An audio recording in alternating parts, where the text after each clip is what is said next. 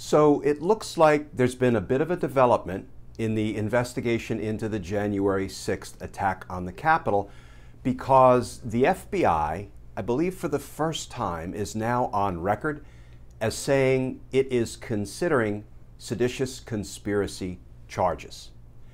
And that's important, because holding the insurrectionists accountable for all of the crimes they committed, including the most serious, like justice, matters.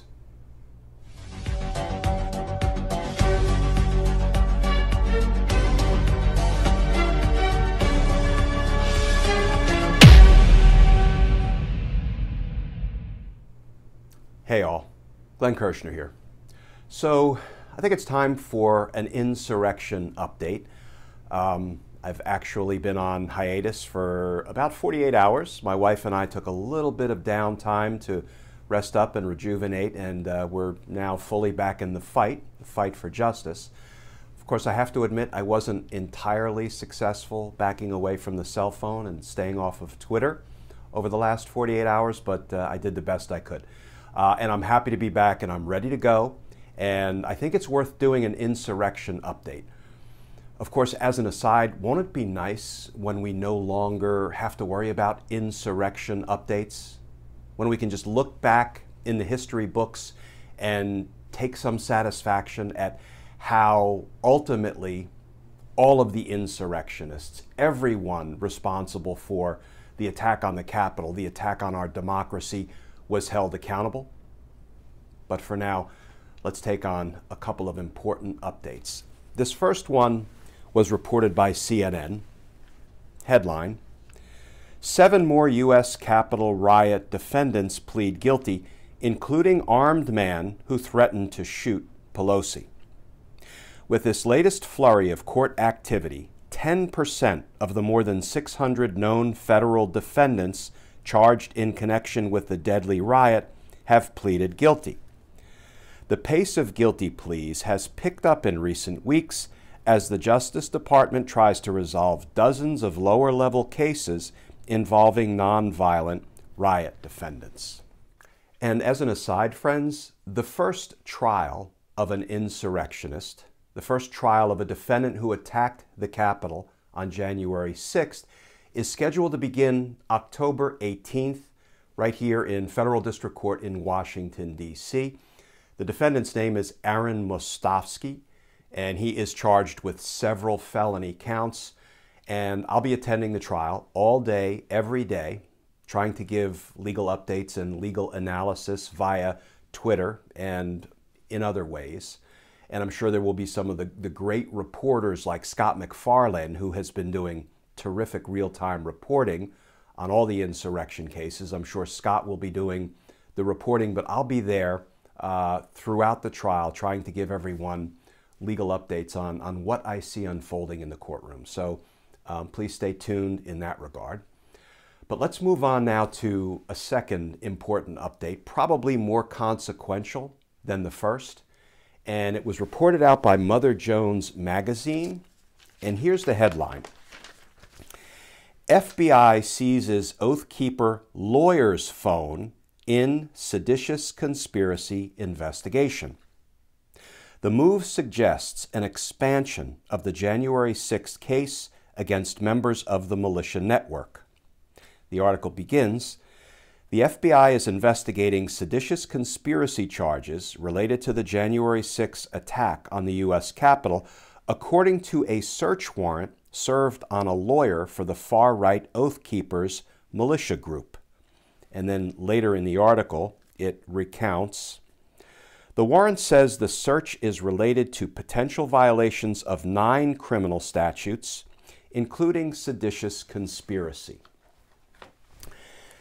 Now, friends, this reporting is important for 2 reasons. First of all, the FBI seized a lawyer's phone, not a defendant's phone, but a lawyer for the Oath Keepers militia group.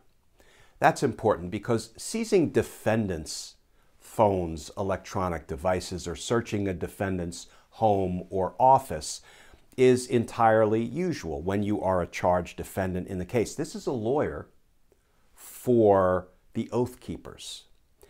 And when we are trying to seize, when I say we, when the Department of Justice, when the FBI is seeking a search warrant for a lawyer's property, electronic devices, home, office, those sorts of requests get vetted at the highest levels of the Department of Justice, typically up through the number 2, the Deputy Attorney General, who presently is Lisa Monaco. And we take these requests very seriously because you don't want to interfere with, for example, an attorney-client relationship. So the fact that the FBI and the federal prosecutors at the Department of Justice obtained a search warrant for a phone belonging to a lawyer for the Oath Keepers organization is pretty consequential. It feels like it's the FBI and the federal prosecutors upping the investigative ante. And the other reason I say that is because the reporting indicates that one of the crimes expressly listed in that search warrant by the FBI is the crime of seditious conspiracy. I don't believe we have seen the FBI go on record in any search warrants previously saying we are investigating seditious conspiracy crimes, possible charges for the crime of seditious conspiracy. Again, it feels like an upping of the investigative ante. And for those of you scoring at home, the crime of seditious conspiracy, now we're going to go back to the big, ugly blue book of federal laws, the crime of seditious conspiracy, which is 18 United States Code, section 2384, reads as follows. And I'm going to break it down a little bit into layman's speak. If 2 or more persons conspire to overthrow, put down, or destroy by force the government of the United States, or if they levy war against the United States, or if they oppose by force the authority of the United States, or if they prevent, hinder, or delay the execution of any law of the United States, or if they by force try to take, seize, or possess any property of the United States, contrary to the authority of the United States, they've committed the crime of seditious conspiracy, and they shall be fined and or imprisoned for not more than 20 years. Seditious conspiracy indeed. This really does signal by the FBI putting in writing and submitting to a federal judge that the FBI, is investigating the crime of seditious conspiracy. It signals a move toward bringing the most serious charges against those responsible for the insurrection. And hopefully it's not just the foot soldiers who were launched on the Capitol on January 6th, but hopefully it's those who funded, who organized, who incited, and who may have covered up the insurrection. It signals that we are moving toward justice. And justice matters. And I think we're going to get there, friends. As always, please stay safe. Please stay tuned. And I look forward to talking with you all again tomorrow.